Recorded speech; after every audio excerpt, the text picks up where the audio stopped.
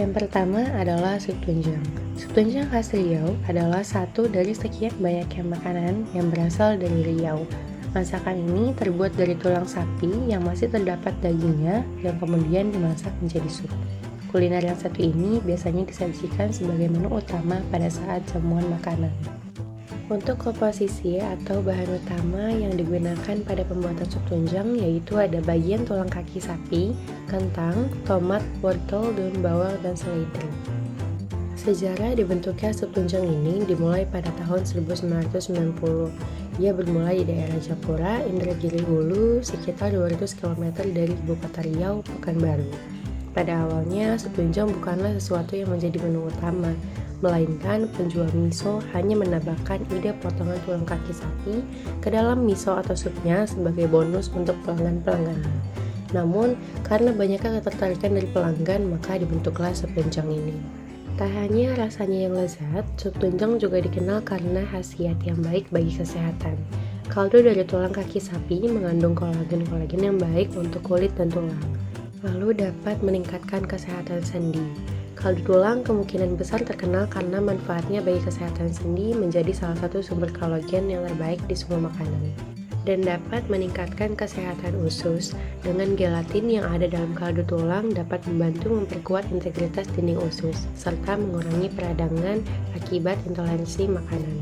Ini juga membantu mendukung integritas lapisan di seluruh saluran pencernaan termasuk usus besar. Kaldu tulang juga mendukung pertumbuhan bakteri probiotik yang sehat di seluruh sistem pencernaan. Namun, kembali lagi, jika sesuatu makanan selalu dikonsumsi secara berlebihan, maka akan menimbulkan efek samping tertentu. Selanjutnya, untuk bentuk potensi komersialisasi, yang pertama bisa dibuat paket makanan dalam restoran-restoran. Misalnya disajikan sup tunjang dengan kombinasi minuman-minuman tertentu. Lalu bisa dibuat marketing dari segi sosial media sehingga bisa mencakup kalangan yang lebih luas. Yang terakhir bisa dengan memberikan cita rasa yang khas baik dari bumbu khas dari restoran tersendiri ataupun untuk menunjukkan cita rasa makanan Sumatera. Selanjutnya ada es lancang kuning. Es lancang kuning ini merupakan minuman khas Riau yang terbuat dari bahan baku utamanya mangga, nanas, dan lemon. Mangga yang menjadi bahan utama dalam minuman ini kemudian diolah dengan nata de coco dan es batu. Nama minuman lancang kuning yang unik tersebut sebenarnya berasal dari logo Riau yang terdiri dari sebuah perahu lancang yang berwarna kuning, dan selain itu ada pula lagu tradisional Riau yang sangat terkenal yang berjudul Lancang Kuning. Lancang kuning dulunya merupakan kendaraan yang berbentuk kapal tradisional yang digunakan oleh seorang datu atau raja pada zamannya. Berikut merupakan potensi komersial dari es lancang kuning, yaitu penjualan di festival dan acara lokal, penjualan online, kemasan dan branding kreatif, promosi melalui media sosial. Selain menyegarkan, es lancang kuning Riau ini juga memiliki potensi kesehatan yang sangat baik untuk kesehatan kulit, kesehatan pencernaan, dan membantu menetralkan kadar kolesterol tubuh. Kandungan gizi pada es lancang kuning yaitu ada kalori 167,3 kalori, karbohidrat 33,24 gram, protein 0,36 gram, lemak 10,29 gram. Selanjutnya adalah gulai ikan patin. Gulai ikan patin adalah perpaduan antara ikan patin dan kuah gulai kental yang lezat. Keunikan dari masakan khas Riau ini terletak pada penggunaan potongan ikan patin yang besar. Gulai ini juga dimasak dengan menggunakan santan kelapa dan tambahan bumbu lain seperti cabai merah, lengkuas, serai, kunyit, bawang merah, dan bawang putih. Semua bumbu ini dimasak dengan santan sehingga kuahnya menjadi kental dan bertekstur creamy. Gulai ikan patin pertama kali dikenal oleh orang-orang Melayu di pantai timur Sumatera seperti di Palembang, Riau, dan Jambi. Hidangan ini biasanya disajikan pada acara adat atau pernikahan sebagai hidangan utama. Gulai ikan patin memiliki potensi komersial yang cukup besar, terutama jika dijalankan dengan strategi pemasaran yang tepat dan menyasar pasar yang tepat pula. Berikut beberapa potensi komersial dari gulai ikan patin. Yang pertama, pasar kuliner lokal dan internasional. Gulai ikan patin bisa menjadi daya tarik di pasar kuliner lokal maupun internasional. Pengenalan makanan lokal yang unik seringkali mendapat perhatian dari wisatawan dan pecinta kuliner. Yang kedua, promosi kuliner daerah. Gulai ikan patin dapat menjadi bagian dari promosi kuliner daerah, khususnya jika ikan patin merupakan bahan lokal yang mudah didapat di sekitar area tersebut. Yang ketiga, kemasan dan presentasi.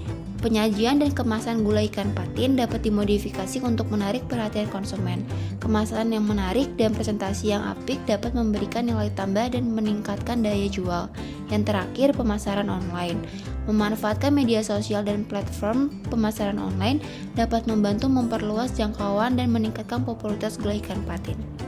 Kandungan gizi dalam masakan gulai ikan patin akan bervariasi tergantung pada bahan-bahan yang digunakan dan cara memasaknya.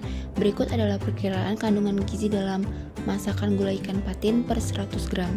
Yang pertama ada kalori sekitar 150-200 kalori tergantung pada jumlah santan dan minyak yang digunakan. Yang kedua ada protein sekitar 15-20 gram. Yang ketiga ada lemak sekitar 10-15 gram tergantung pada jenis santan dan minyak yang digunakan. Keempat ada karbohidrat sekitar 5-10 gram. Kelima ada serat kurang dari 1 gram. Selain itu, gulai ikan patin juga dapat menyediakan nutrisi tambahan seperti vitamin dan juga mineral dari bumbu-bumbu yang digunakan seperti kunyit, jahe, bawang merah, bawang putih, dan daun salam. Roti jala adalah makanan khas masyarakat Melayu. Hidangan ini juga banyak ditemui di Riau. Resep roti jala merupakan perpaduan resep dari masyarakat Melayu dan terdapat sedikit campuran unsur kuliner India. Roti jala juga terdapat di Riau dengan nama roti kirai. Roti jala biasanya dihidangkan sebagai menu sarapan atau menu makan malam. Resep roti jala merupakan resep yang sederhana dan mudah. Bahan yang diperlukan pun tidak terlalu banyak, yaitu bahan yang digunakan untuk membuat roti jala diantaranya tepung terigu, gula, garam, santan, dan margarin. Roti jala memiliki bentuk tipis dan berlubang seperti jala atau jaring.